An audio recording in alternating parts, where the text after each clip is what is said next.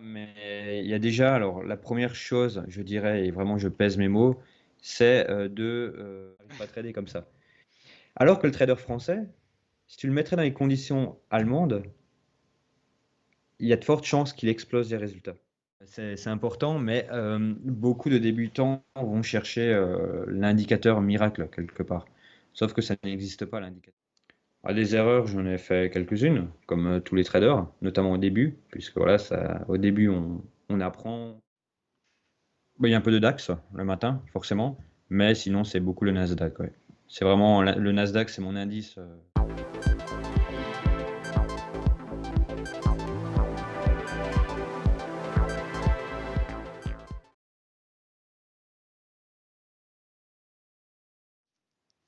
Ben, bienvenue Guillaume, bonjour.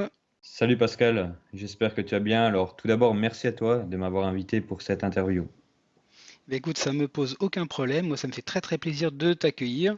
On va passer un petit moment ensemble. J'ai plein de questions à te poser donc sur ta vie de trader et sur ton historique pour que tu puisses partager un maximum Mhm. de choses. Je pense qu'il y a de quoi faire. Je vais déjà te Mhm. laisser pour Effectivement. commencer. Oui, je crois effectivement tu as un bon vécu. Ben, écoute, je vais te laisser te présenter. Vas-y. Mhm. Bah alors, pour celles et ceux qui ne me connaissent pas encore, je m'appelle Guillaume, je suis trader depuis plus de 10 ans, investisseur également, titulaire du fameux livret CIF, CIF qui veut dire conseiller en investissement financier. Je suis également le co-fondateur avec Pascal, justement, d'un indicateur de trading. Que dire de plus? J'interviens également voilà, pour différentes sociétés, dont notamment WH Self Invest, pour qui je fais des sessions de scalping live. D'accord, et je Voilà crois un que peu tu dans es les grandes aussi lignes. rédacteur. Je crois que tu es aussi rédacteur dans différents magazines, non? De façon ponctuelle, oui, de façon D'accord. ponctuelle. Bon, alors après, tu m'as dit que tu faisais du coaching, donc t'as un site pour le faire? Enfin, où on peut Alors aller. effectivement, alors j'ai créé un site il y a de cela bon, quelques temps déjà, où dessus je propose des accompagnements, alors non pas des formations, mais bien des accompagnements, ce qui veut dire que vous avez une partie formation, mais également une partie coaching, où là j'accompagne individuellement les clients, les étudiants, pour les amener à voilà, avoir les bons process sur les marchés financiers et tout simplement avoir une approche professionnelle. D'accord, très très bien. Et alors, ton expérience dans le trading, parce que du coup, j'ai un chapitre qui était la Mhm. découverte du trading. Donc, je pense qu'on va aussi entamer Ouais, la découverte du trading, parce que je pense que c'est une bonne expérience depuis assez longtemps. c'est vrai. Alors, en ce qui me concerne, j'ai débuté le trading avec mon père, qui en faisait aussi. Donc, ça fait longtemps, ça fait plus de 10 ans. Suite à ça, j'ai également eu différents formateurs, différents coachs pour voilà, m'améliorer et puis vraiment acquérir un bon niveau. Et puis après, tout simplement, j'ai toujours continué là-dedans. Ça fait plus de 10 ans déjà. Et puis, je continue si opportunité de me former pour aller plus loin, puisque même lorsque l'on est quelque part professionnel, on n'arrête jamais de se former pour toujours être à la pointe de ce qui se fait et de ce qui se passe, tout simplement. Et donc, je repartage cette expérience, cette expertise au travers des différents programmes d'accompagnement. D'accord. Et j'ai vu, bon, c'est vrai qu'on a eu un petit parcours commun ensemble sur différentes choses, Mhm. différentes activités. Et j'ai vu que tu avais des contacts, ou en tout cas des relations avec des gens qui étaient aussi bien au Canada ou en Europe de l'Est, Mhm. ouais, l'Autriche et l'Europe de l'Est. Oui, oui, aux D'accord. États-Unis aussi. Aux États-Unis aussi, d'accord. Effectivement, j'ai voilà, au fil du temps développé plusieurs contacts, notamment dans on va dire, dans du consulting, des choses comme ça. Je ne rentrerai pas dans les détails, ce n'est pas le but de cette vidéo, mais voilà, je travaille avec différentes personnes, tant à Dubaï, également de l'autre côté de l'Atlantique, c'est bien ça. Et voilà, je travaille avec différentes sociétés. D'accord. Et tu travailles sur des marchés en particulier? Alors, principalement les indices et les matières premières.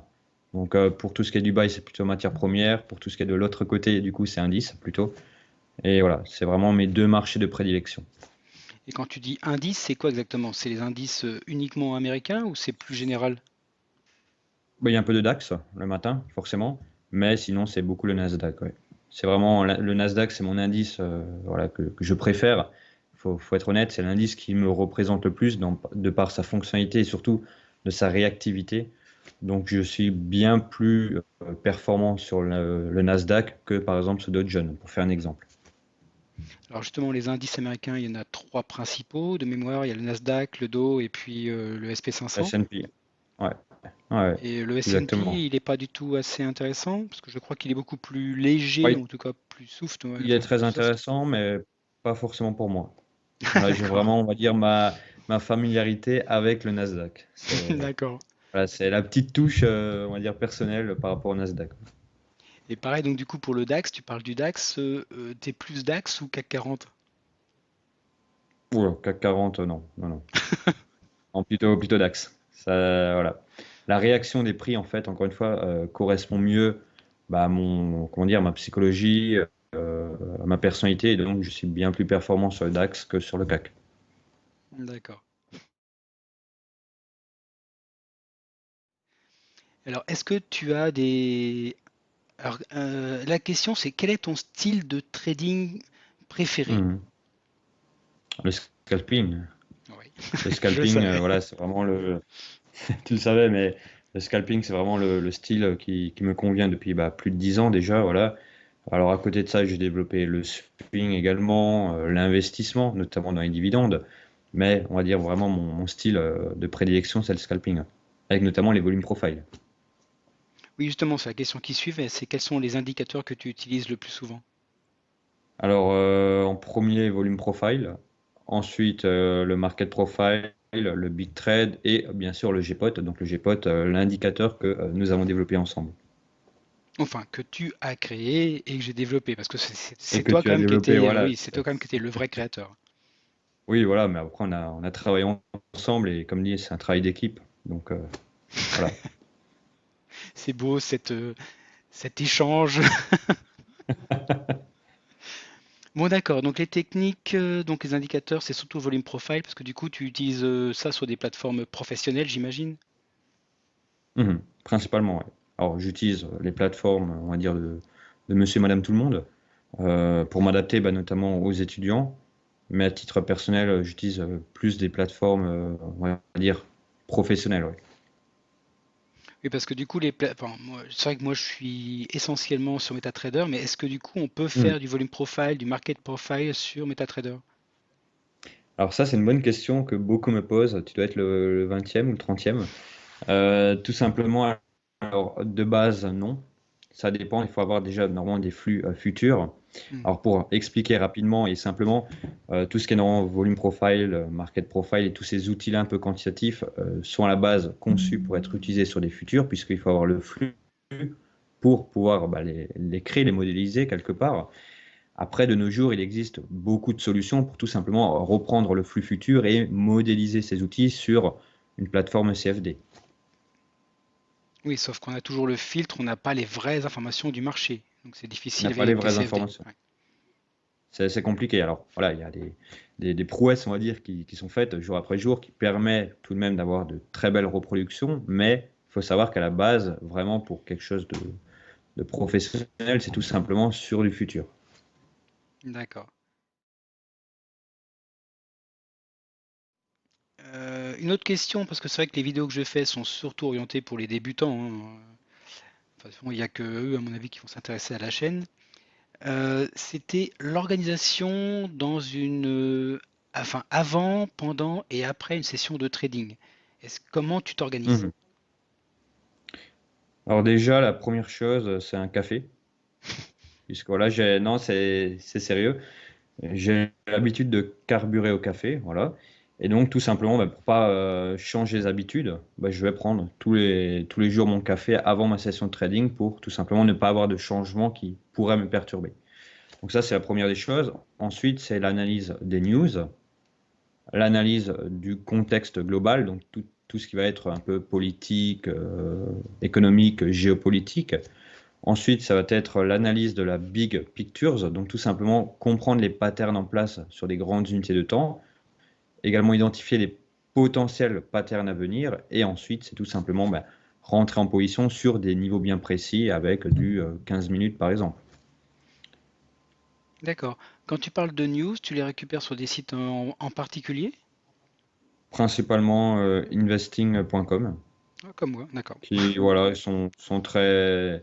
C'est un site qui est très bien fait, il faut le dire. Voilà, c'est simple à utiliser, c'est très bien rempli, on va dire. Il y a beaucoup Hmm. d'informations, Oui, tout donc à fait. voilà, c'est parfait. Et quand tu parles de patterns, ça correspond quoi? C'est des patterns géométriques ou des patterns de Ça plus peut être, techniques? ça peut être alors des doubles tops, pourquoi pas, des doubles bottoms, ça peut être des zones de polarité, des niveaux de polarité. C'est également identifié, pour donner un exemple plus concret, le prix il est à 15 400, on va dire par exemple. Qu'est-ce qu'il y a au-dessus de 15 400? Si on voit qu'il y a une résistance mensuelle à 15 430, bah, idéalement, on va se dire, on va peut-être pas trader, on va peut-être pas prendre du moins un achat parce que le prix risque de ne pas aller plus haut. Tu Hmm. vois un peu le principe? D'accord. Donc voilà, c'est identifier ces gros patterns, ces gros niveaux qui, eux, ont quelque part le poids pour rejeter le prix d'un côté et de l'autre, du nord au sud, comme on dit. D'accord. Alors, si je prends mon cas, moi, c'est que j'utilise beaucoup les points pivots. Est-ce que tu utilises aussi les points pivots? Ça m'arrive de temps en temps, mais c'est plutôt rare. Donc, tu es C'est plutôt quelqu'un qui utilise vraiment les données du marché direct, pas forcément au travers que à travers d'autres indicateurs. c'est d'abord les données du marché, effectivement, donc tout ce qui est chartisme, quelque Hmm. part. Ensuite, le volume profile qui, au final, se construit sur le bid et le ask, donc sur le volume. Donc, encore une fois, qui est par rapport au marché, quelque part. Et ensuite, market profile et d'autres outils pour voilà, peaufiner, pour confirmer certaines choses. Mais c'est avant tout le chartisme. Ce qu'il faut savoir, c'est que, et là je fais une petite parenthèse, voilà, c'est important, mais beaucoup de débutants vont chercher l'indicateur miracle quelque part. Sauf que ça n'existe pas, l'indicateur miracle. Ce qu'il faut d'abord faire, et je m'adresse cette fois-ci vraiment aux débutants, j'insiste, c'est que lorsque vous commencez, il faut d'abord apprendre à tracer ces niveaux sans rien. Trouver les niveaux de support, niveau de résistance, les niveaux de polarité, les double top, double bottom, les diamants, etc. Il faut arriver visuellement à les trouver. Et une fois que ça c'est fait, on peut rajouter un volume profile pour confirmer certains niveaux. Pour aller plus loin, on peut rajouter par exemple même le bookmap, si on parle du bookmap. Voilà, on peut rajouter d'autres outils pour confirmer, pour peaufiner, pour aller plus loin. Mais avant tout, il faut déjà être solide dans ses bases pour voilà, devenir un trader prospère. D'accord, très très Et bien. encore une fois, c'est par exemple, voilà, identifier un double top ou double bottom, ce n'est pas compliqué, mais il faut arriver à le faire. Et une fois que ça c'est en place, on peut aller plus loin en disant, tiens, sur le double bottom, il y a par exemple une divergence delta, ça confirme le double bottom, je peux prendre, par exemple, tu vois. D'accord, justement. Et si je fais le parallèle à ce que tu as dit au tout début, donc dans le coaching que tu fais, tu reviens Hmm. sur ces principes de base? Effectivement, bah alors, il y a une partie formation où là c'est vraiment bah, du théorique quelque part. Voilà, ce sont des vidéos où je parle du chartisme, du volume profile, du market profile et d'autres éléments encore pour ne pas Hmm. tout dévoiler ce soir. Et après, il y a les séances de coaching où là, vraiment, je prends l'étudiant ben, par la main quelque part et je vais déjà analyser comment il trade. Je vais essayer de retirer les mauvais process qui est en lui quelque part, retirer le côté néfaste pour son trading et implémenter le bon process, le bon mindset et tout ce qu'il faut pour devenir performant. En fait, le coaching, c'est vraiment la possibilité de prendre un étudiant de façon individuelle et d'implémenter, c'est comme ça qu'on dit en français, il me semble, d'implémenter vraiment les bonnes pratiques, les bons process à avoir pour devenir un bon trader. D'accord, très très bien, impeccable.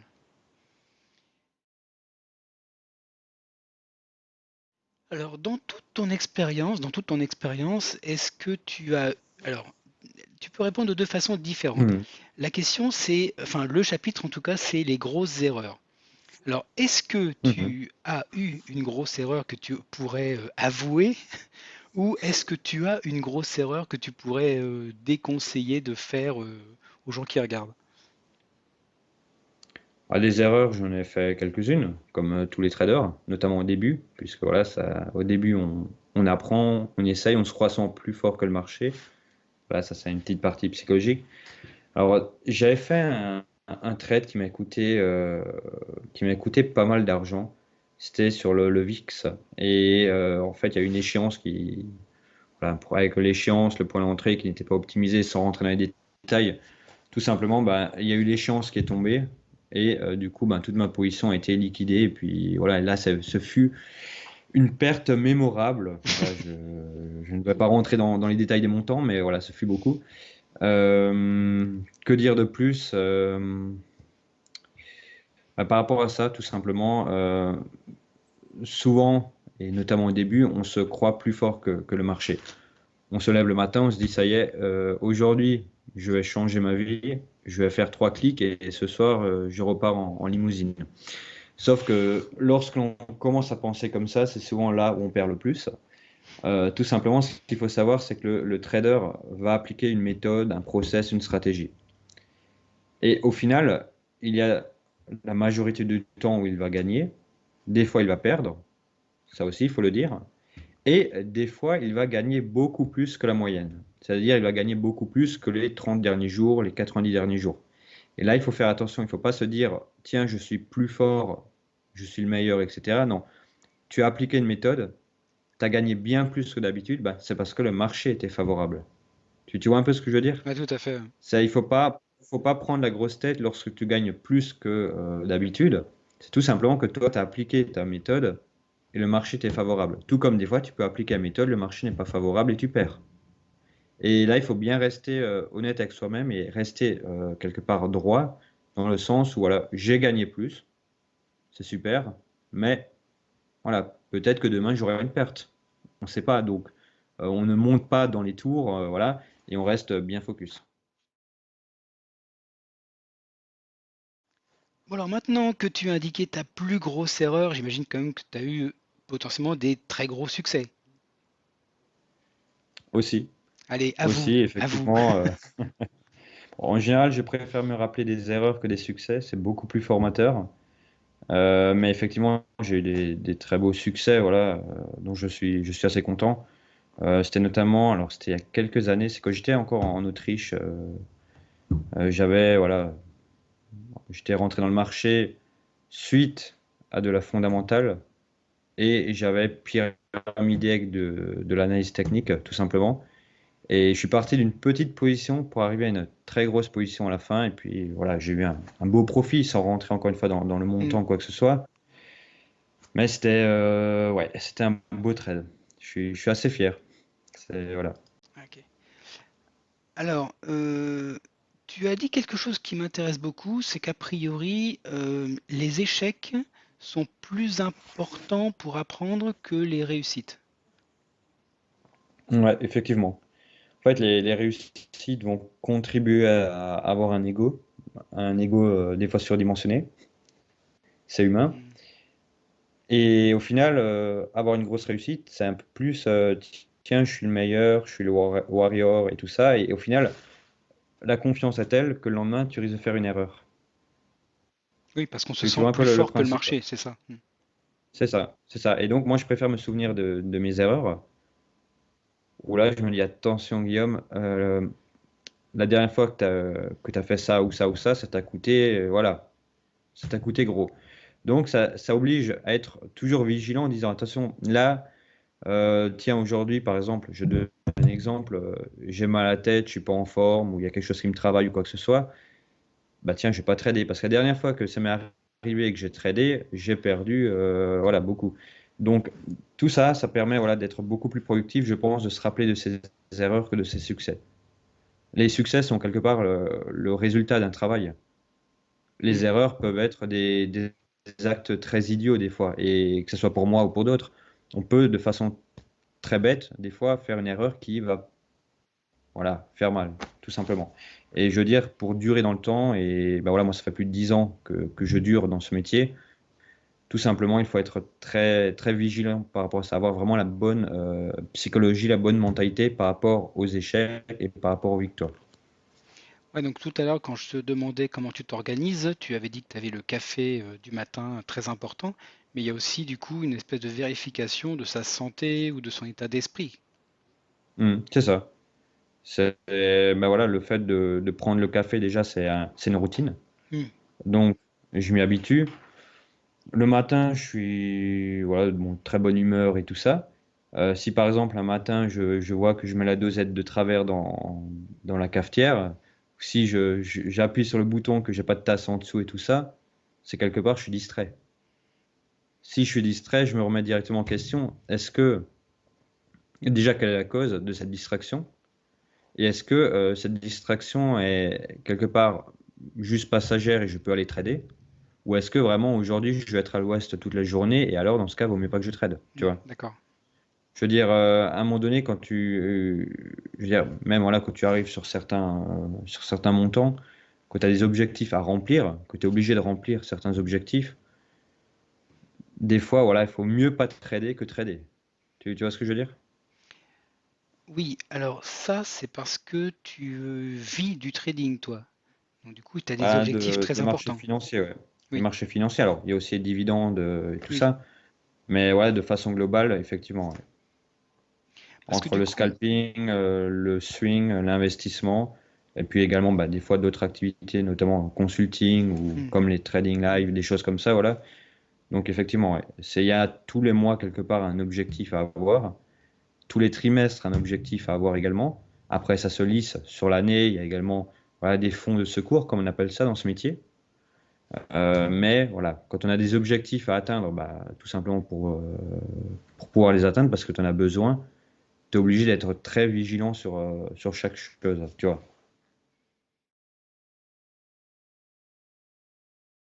d'accord. Donc ça peut faire la transition vers le chapitre suivant qui est le ou les conseils pour les débutants.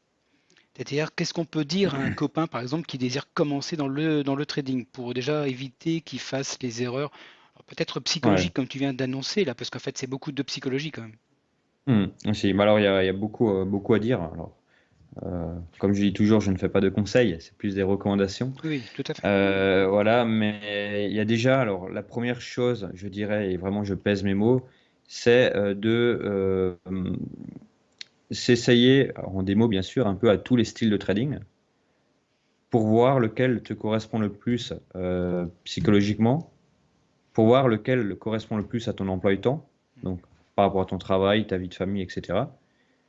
Et une fois que tu as défini un style de trading, tu vas commencer, bah, pourquoi pas acheter des livres, regarder des formations sur YouTube et tout ça, et essayer de te former à ce style. Tu vois, tu D'accord. vas faire une période comme ça. Si au bout de 3 mois, tu vois que effectivement tu t'es pas trompé, c'est bien ton style de trading, c'est ça qui te correspond, bah là tu vas devoir passer à l'étape supérieure, c'est-à-dire te former bah, auprès d'un professionnel, quelqu'un qui a de la légitimité à ça, bien entendu, et là pour justement bah, avoir cette partie formation, mais surtout être accompagné en coaching, coaching individuel, coaching de groupe, etc. Tu vois. Et je veux dire, même les professionnels qui ont plus de 20, 30, 40 ans d'expérience continuent souvent à se former. Alors, pas de la même manière qu'un débutant. Forcément. Ils ne vont pas prendre une formation en ligne, mais ils vont aller voir bah, des mentors, ce qu'on appelle des mentors. C'est ce que je fais personnellement, comme je l'ai dit au début de cette vidéo. Aller voir des mentors qui, eux, vont débloquer des paliers pour que ben, tout simplement, que tu exploses tes résultats quelque part pour aller plus loin, tu vois. Notamment des mentors qui vont te dire, attention Guillaume, là, comment dire, tu t'orientes dans une voie que tu n'avais pas il y a 6 mois. C'est pas bon, faut en revenir, tu vois. D'accord. Ce sont vraiment des mentors qui, en fait, ce sont pas des personnes qui sont là pour t'expliquer qu'est-ce que c'est une droite de tendance, tu vois. C'est des personnes qui sont là pour débloquer un peu les blocages, pour casser les plafonds de verre, comme on dit, et aller plus loin. Et tous les professionnels continuent de se former régulièrement, et donc bah, le particulier, forcément, ça paraît logique, doit également se former bah, pour arriver à un certain niveau, tu vois. Et après, tout simplement, bah, une fois que ça s'est fait, une fois qu'il commence à avoir du résultat, bah, c'est pourquoi pas rejoindre des propres firmes pour pouvoir trader sur plus de capitaux, par exemple, et ensuite de mettre en place un écosystème financier, à savoir, bah, tiens, j'ai gagné 8 000 ou 10 000 ou 15 000 ce mois-ci, je n'ai pas besoin de tout ça pour vivre, je vais prendre une partie que je vais mettre dans des dividendes, par exemple, tu vois, pour avoir une source de revenus passive, Ouais. tu vois. Là, c'est vraiment un long process à avoir et encore une fois, il faut se former. Euh, il faut se former. J'accompagne bon, des traders vraiment débutants, des traders intermédiaires et des traders professionnels notamment. Et voilà, chaque personne a un petit truc qu'il faut des fois changer, qu'il faut des fois déverrouiller pour l'emmener vers de nouveaux résultats, tu vois. Hmm. D'accord, ouais, c'est un très bon conseil, effectivement. Ouais, la formation continue, tout ça, avec le test, ouais. Le test de la méthode, parce Mhm. qu'en fait, il y a plusieurs méthodes. Ouais, tu as le scalping, le swing, l'autre, je l'ai Le oublié. day trading. Ah, le day trading, bah oui, bien sûr. Day C'est ce que je fais trading. en plus. Voilà. En plus. Oui, en plus. Ah, mais voilà, bah, tu vois, on peut prendre deux exemples très parlants. Il y a eu la crise du Covid en 2020. Euh, Admettons que tu étais trader professionnel de 2010 à 2019. Tu es professionnel, tu vis de ton trading, tout ça. OK. Mais lorsque 2020 arrive, qu'est-ce que tu fais? Comment tu réagis? Tu sais pas. Même si tu étais déjà professionnel pendant 10 ans. Tu Mm. vois. Alors que le fait d'aller voir potentiellement des mentors, des coachs qui, eux, sont encore un niveau au-dessus de toi, bah, eux, ils peuvent te dire, Guillaume, ça, je l'ai vécu je vais dire une connerie, en 97, par exemple, lorsque je travaille ici, quand il y a ça qui se passe, quand il y a cet indice qui se met dans ce sens, qui a cette valeur, etc., là, il vaut mieux faire ci ou faire ça, tu vois. Tu vois un peu le principe? Ouais, donc, en fait, tu utilises le retour d'expérience des gens qui ont déjà vécu des situations similaires. C'est obligé. C'est Oui. obligé.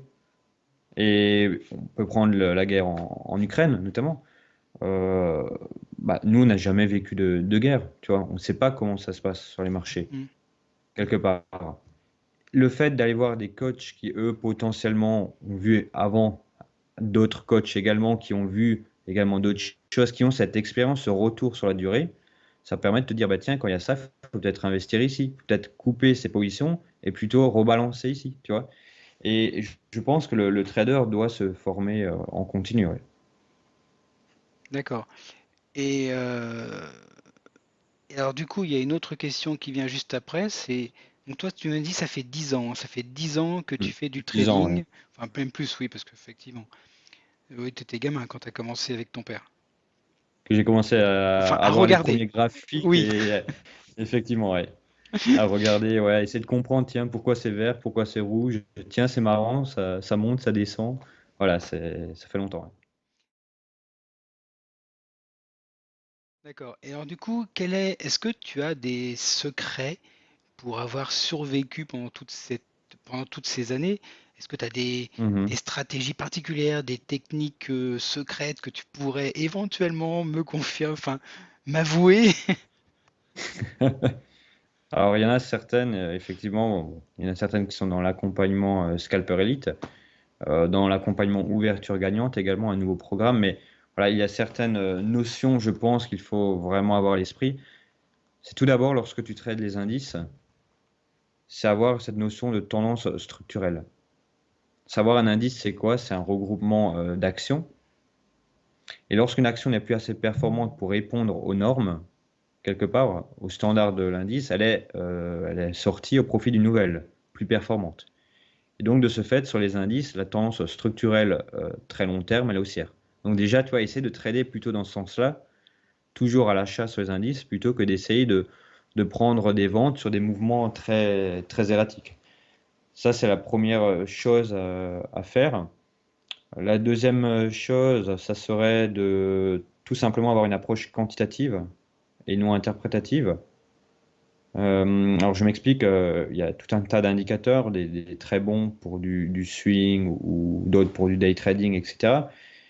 L'idée, c'est d'avoir non pas un indicateur qui va retracer, mais d'avoir un indicateur des outils qui vont se baser sur le volume, sur le bid, le ask, le delta notamment entre les deux, et d'avoir ce côté un peu quantitatif plutôt qu'interprétatif, tu vois. Si 1 plus 1 égale 2, vrai, tu prends. Si 1 plus 1 égale 3, faux, tu prends pas. Tu vois un peu le principe? Non, j'ai un peu de mal, Et, je suis désolé. ah, ok. Ce que je veux dire par là, c'est qu'il faut vraiment avoir une approche très, très quantitative, très précise, et non pas, en fait, faut pas donner trop d'importance à son interprétation, tu Oui, vois. c'est ça, Il faut d'accord, j'ai donner bien plus compris, d'accord. d'importance au concret, ce qui se passe réellement, tu vois.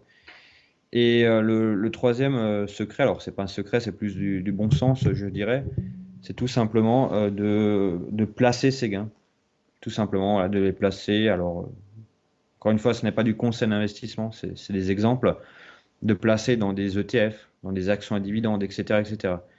Parce que le trading, c'est un métier qui est merveilleux, tu peux gagner beaucoup, Tu peux aussi des fois perdre, ça faut le dire, faut toujours être transparent là-dessus. Mais ce que je veux dire, tu ne seras peut-être pas scalper pendant 30 ans, parce que c'est usant. Je pense que ça se voit depuis le début de cette vidéo, j'ai les yeux complètement, voilà, on dirait un raisin sec. Voilà, c'est un métier qui est quand même usant, le trading court terme. Et donc, l'idéal, c'est toujours de placer tous les mois un peu de côté dans des actifs qui, eux, vont être du passif, comme les actions, les ETF. Pour le jour où tu arrives, par exemple, sur tes 40 ans, sur tes 50 ans, tu te dis, bah, là, j'arrête avec le scalping parce que c'est trop usant, mais ce n'est pas grave, j'ai mes investissements à côté. Tu vois un peu le principe? Et j'en viens à la conclusion suivante, c'est que, et ça je le vois, c'est compréhensible, mais c'est pas bon. Beaucoup de jeunes, quand ils se mettent à gagner, ils vont tout dépenser. Ils vont acheter des voitures hyper chères, des montres hyper chères. C'est bien, ils se font plaisir. Mais le jour où, par exemple, ils décident d'arrêter le trading actif et tout ça, bah, au final, ils se retrouvent sans rien. Tu vois? Ouais, tout à Alors que le fait, ouais. fait de placer dans des investissements, bah, peut-être que, j'ai un exemple, peut-être qu'à 45 ans, je dirais, j'en ai, voilà, je vais rester poli. Je n'ai plus envie de faire de scalping parce que je suis trop fatigué, trop usé, ça génère trop de stress en moi. Ok, bah c'est pas grave, j'ai mes investissements qui tournent, je vais faire un peu de swing, je vais faire un peu d'arbitrage, un peu de rebalancement dans mon portefeuille et ça me suffit. Tu vois? Parce qu'il y a des trucs de côté. Alors après, je dis pas si tu as envie d'acheter une montre chère avec tes gains, bah, sois intelligent, achète une montre qui prend de la valeur, par exemple, tu vois. Tu as envie d'acheter une grosse voiture, achète une voiture qui prend de la valeur, ou du moins qui n'en perd pas. Tu vois un peu le principe, mais n'achète pas des choses qui, au final, 2 ans après, ne valent plus rien. D'accord, effectivement, oui. Alors justement, par rapport aux débutants, parce que c'est que moi je suis un éternel débutant, il y a beaucoup de gens qui commencent avec, enfin, sans avoir l'espoir, ou en tout cas je sais pas comment on dit, sans avoir la confiance dans le trading. Et du coup, ils veulent pas mettre toutes Mhm. leurs économies. Et ils commencent Ils ont souvent raison. avec des budgets. Oui, ah bah, ils ont raison. Bah, je crois d'ailleurs, il y a un adage, je crois, dans le trading qui dit, enfin pour les débutants, commence le trading avec de l'argent que tu pourrais perdre sans que ça te pose problème. Ouais. Effectivement, bah déjà, quand tu commences en démo, premièrement, parce que voilà, c'est pour apprendre. Ensuite, tu vas ouvrir un premier compte où tu vas mettre, par exemple, 1000 euros dessus, tu vois. Alors, on s'entend qu'avec 1000 euros, tu ne vivras pas du trading. Mais ça te permet déjà de travailler de l'argent réel et d'adapter ta psychologie, de former ta psychologie par rapport au fait de trader de l'argent réel. Tu vois? Hmm, Les Américains, ils disent, et là-dessus, ils ont totalement raison, il faut savoir perdre pour gagner. En France, quand on perd, on est mort de trouille. Voilà, c'est un peu la différence de mentalité. Et il faut apprendre à perdre avec le sourire pour mieux gagner ensuite. Donc d'abord une petite somme pour euh, travailler quelque part sa psychologie, travailler ses stratégies, etc. Et après, bah, une fois que les méthodes sont en place, une fois que les résultats sont constants pendant 6 mois, un an ou plus, bah, tout simplement mettre beaucoup plus sur le compte, tu vois. Ou alors même, et ça c'est quelque chose d'assez récent, il y a tout ce qui est prop firm, FTMO ou même Darunex, un peu différent de prop firm, voilà, qui a notamment plus de certification, voilà, de tout ce qui est, on va dire, tout document juridique et tout ça. Voilà, Darunex est très solide là-dessus. Il y a cette possibilité de nos jours de lever des capitaux, ce que tu n'avais pas à l'époque. À l'époque, si tu voulais partir d'un petit compte pour un compte plus important, il fallait vraiment être hmm. performant et agressif sur les marchés. De nos jours, si tu es sérieux, que tu fais bien les choses et tout ça, tu peux, moyennant quelques euros, on va dire, des sommes très faibles, tu peux avoir des comptes voilà, de plusieurs milliers d'euros. Ça revient un petit peu au levier, non? Aux effets de levier qu'il y avait à une époque de valeur, enfin avec de très très fortes valeurs. C'est autre chose, mais on peut faire effectivement le parallèle, c'est qu'à une époque, si tu partais d'un petit compte et que tu voulais monter rapidement et tout ça, il fallait être agressif. De ce Oui, fait, utiliser de l'effet de levier. Et de ce fait, bah, augmenter tes chances de perdre. oui, Tu bah vois? c'était l'effet Euh, agressif, ouais. voilà, c'est ça. Et il y a que les meilleurs qui s'en sortaient, quelque part. Alors que de nos jours, tu n'es plus obligé de faire ça. Je veux dire, si tu as des bons résultats sur un petit compte, il suffit de lever des capitaux via les différentes sociétés, Darunex par exemple, de lever des capitaux et de reproduire ce que tu faisais sur un petit compte sur un compte beaucoup plus gros. Et derrière, de toucher des sommes plus importantes également, tu vois. T'as plus cette, je trouve, et c'est un recul que j'ai, tu n'as plus cette obligation d'être très, comment dire, le bon mot, très, très hargneux sur ton trading pour rapidement vivre. Je sais pas si tu vois ce que je veux dire. Oui, tout à fait, oui, oui. C'est à l'époque, fallait accrocher, fallait vraiment être, tu vois, avoir les dents pour rapidement monter, avoir assez de capitaux, etc. De nos jours, non, tu as une méthode, tu l'appliques en continu. Le jour où tu es sûr de ta méthode, tu lèves des fonds, tu continues de l'appliquer, tu ne changes rien et tu touches de l'argent, tu vois. Et ça, c'est beau. C'est beau quand même. À mon dernier chapitre qui correspond au mot de la fin. Donc le mot de la fin, c'était surtout si tu avais un sujet à aborder. Et là, en fait, je vais tricher, c'est moi qui vais aborder le sujet. C'est qu'en Je fait, t'en prie. merci. Dans tout ce que tu as dit, c'est vraiment extrêmement intéressant. Et en fait, comme tu travailles avec pas mal de monde qui travaille aussi dans le monde entier avec différentes choses, enfin différentes mentalités, est-ce Mhm. que la mentalité française, telle que elle vit enfin, telle qu'elle est dans l'Hexagone, Mhm. est-ce qu'elle est compatible avec le trading pour faire un trading intelligent et rentable? Allez, t'as 3 heures.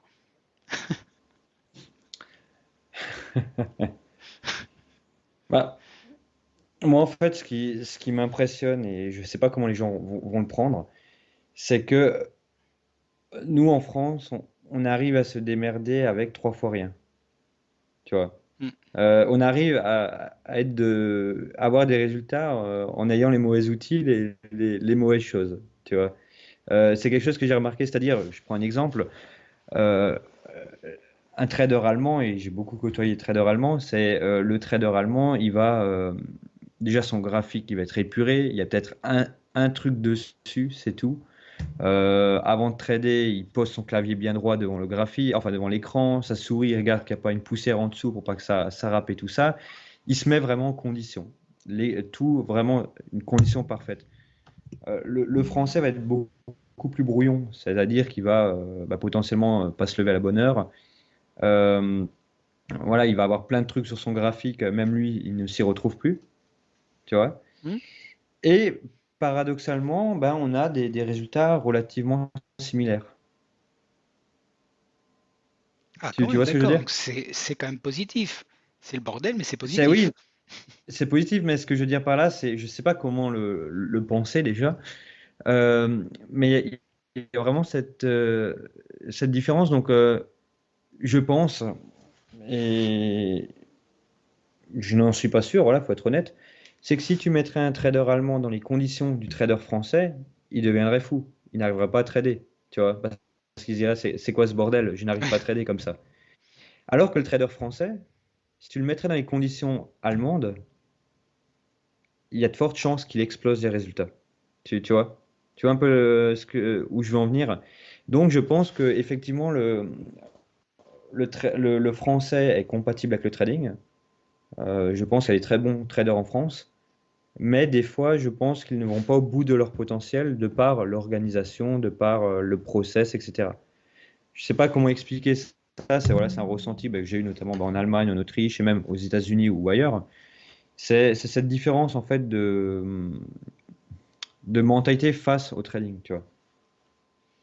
D'accord, donc toi tu parles au niveau technique de trading, comment travailler devant les écrans, et moi j'avais un Mhm. petit a priori sur la réaction face à l'échec ou face à la réussite. En fait, j'ai une impression, alors c'est Mhm. une impression, hein, Ouais.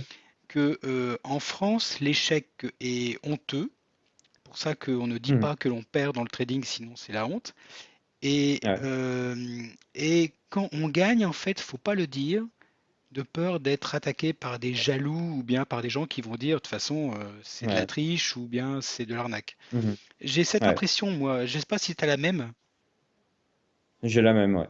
Ouais, en fait, alors déjà, pour le fait de perdre, En fait, déjà, je pense que depuis notre plus jeune âge, on est calibré par l'école, notamment, sur le fait de voilà, travailler bien à l'école, vous aurez un bon métier, vous serez bien payé, vous aurez la retraite plus tard. Ce qui n'est pas faux en soi. Voilà, je dis pas, il faut travailler à l'école et tout ça, c'est important. Mais à partir de là, tout simplement, lorsque tu choisis une voie différente et que tu te plantes, parce que tu peux te planter, tout le monde va te tomber dessus en disant, mais on te l'avait dit, c'est pas bon, tu vois, tu aurais mieux fait de, je sais pas, faire ça et puis d'être dans un petit bureau tranquille, tu vois. Donc déjà, il y a cette peur-là. Ensuite, la peur à l'argent, effectivement, on prend les traders américains qui partent du principe, il faut savoir perdre pour mieux gagner. Le français va se dire, bah tiens, j'ai perdu, soit j'étais mauvais, donc il culpabilise, il s'énerve, soit c'est, je sais pas comment expliquer, c'est beaucoup plus négatif, tu vois. Dans d'autres pays, en fait, la perte est très formatrice. Ce que je disais à un moment donné, il faut s'inspirer de la perte pour s'améliorer. Oui, tout à fait. Dans certains pays, la perte est très formatrice, alors qu'en France, c'est plus vu comme un échec, effectivement. Ouais. Bon, on est mal Mm. barrés, nous les Français, alors du coup. On est pas mal barré, non, parce que comme je l'ai dit, voilà, dans des conditions quelque part qui ne sont pas propices au trading, on arrive à faire de très belles choses par rapport aux traders d'autres pays, tu vois. Tu vois ce que je veux dire? Donc si on aurait les mêmes conditions psychologiques, mindset et tout ça que les Allemands, par exemple, on serait peut-être au top du top. Alors là, on s'éloigne un peu, tout ça, on rentre vraiment dans un vrai débat, mais voilà, c'est un peu l'impression que j'ai, tu vois. Non, mais c'est vrai, enfin, c'est bien. On vient d'expliquer pourquoi l'emblème de la France, c'est le coq, donc c'est très très bien. Il va falloir faire une coupure au montage, là. Je te le dirai en off. Je te dirai en off. Il n'y a pas de problème. Écoute, maintenant, bah, ouais, écoute, moi j'ai passé les 10 points que j'avais prévus dans l'interview. Si Mhm. tu as d'autres choses à Ouais. dire, bah, écoute, n'hésite pas. Ça fait déjà pratiquement une Bah, heure qu'on parle. justement, on peut vite, je peux vite expliquer un truc, c'est que quand j'étais en Autriche, justement, j'y jouais tout le temps, tu le sais. Hmm. Mais il y a une fois, j'étais dans un appartement, ouais, un petit appartement, tout ça. J'avais emmené mon ordinateur portable, j'avais un écran externe. L'écran était posé sur le plan de travail de la cuisine. La multiprise était accrochée en hauteur au niveau de la hotte. Et j'avais mon petit ordi en dessous pour trader. Et j'étais encore jeune à l'époque. Et une fois, il y a un ami de là-bas qui est venu et tout. Et il a vu ce montage, il en pouvait plus. J'ai cru qu'il avait vu je sais pas quoi, il en pouvait plus, tu vois. Et quand je suis allé chez lui une autre fois, lui, il a son écran, machin, accroché au mur, tout, la multiprise accrochée sous le bureau, tout nickel, tu vois. Et c'est cette différence de mentalité qui est toujours impressionnante. Dans certaines conditions, nous, on arrive à faire des résultats aussi bons que celui qui a tout prévu, machin, tout ça, tu vois. D'accord. Voilà, c'était la petite parenthèse. Ouais, donc c'est vraiment du vécu, c'est pas juste une expression ou une impression que tu as eue, c'est vraiment tu as Non, vécu et c'est les du gens vécu, t'ont ouais. sorti Ouais, ça, ouais. ouais, ouais. Bah c'est bien, Et c'était pour ça l'interview, c'était pour partager, donc là vraiment c'est du concret. hmm, c'est du concret, ouais, ouais, effectivement, ouais. Ouais, maintenant ça va mieux quand même, t'as des écrans avec tes multiprises propres et tout ça là. Bon, maintenant, voilà, j'ai tout le bureau avec tout ce qu'il faut, quoi, obligé. Obligé, voilà, beau petit micro-bird. Mais voilà, après, voilà, mais c'est vrai que j'avais 18 ans, 19 ans. Et c'est vrai que ça m'avait frappé. C'est quelque chose qui m'avait frappé. Et du coup, tu te sens très con. Tu te dis, tiens, comment être crédible quand tu vois la différence entre son bureau et le mien, tu vois. Oui, enfin tu as des résultats depuis 10 ans qui te permettent de vivre du trading et de tout ce qui est C'est ça. investissement, donc la preuve est là, ça fonctionne quoi. La preuve est là. Hmm. Mais c'est quand même, c'est quelque chose qui m'avait frappé, tu vois. Bah écoute, moi je te remercie beaucoup pour ces échanges, c'était super intéressant, je pense que ça va aider pas mal de gens, en tout cas il y a par expérience et retour, moi aussi, je pense qu'il y a beaucoup de choses qui m'auraient bien servi quand j'ai débuté dans tout ce Hmm. que tu as dit. Donc, j'espère que ça va aider du monde. Je te remercie vraiment sincèrement. Et puis, écoute, si une autre occasion se présente, j'aurai plaisir à te recevoir une deuxième fois. On trouvera d'autres questions à aborder, il n'y a aucun problème. Bah écoute, merci Pascal, voilà, de m'avoir invité pour cette interview. J'espère que mon retour d'expérience pourra aider le plus grand nombre, puisque effectivement, quand on débute, c'est pas facile. C'est toujours bien, voilà, d'avoir du contenu, du vécu pour s'accrocher Mm. dessus et s'améliorer. Donc voilà, ce fut un grand plaisir. Et en ce qui me concerne, je vais remettre mes lunettes parce que je ne vois pratiquement plus l'écran. Bon, bah, de toute façon, tu me donneras tous les liens qu'il faut Mhm. sur. Je crois que tu avais une chaîne YouTube aussi, donc tu me donnes tout Effectivement, une ça. chaîne YouTube, ouais, ouais. Je mets ça dans la description de la vidéo, et puis bah, les curieux iront cliquer, et puis ils vont voir ce Mhm. que tu proposes. Et puis écoute, peut-être que ça sera l'occasion que les gens aillent jusqu'à l'acte pour aller s'aider et se faire aider au maximum pour avancer. Mhm. Eh ben, je serai là pour les coacher individuellement, C'est super, tout je te simplement. remercie beaucoup. À très Voilà, bientôt. voilà. Bonne soirée, à très bientôt. Au revoir.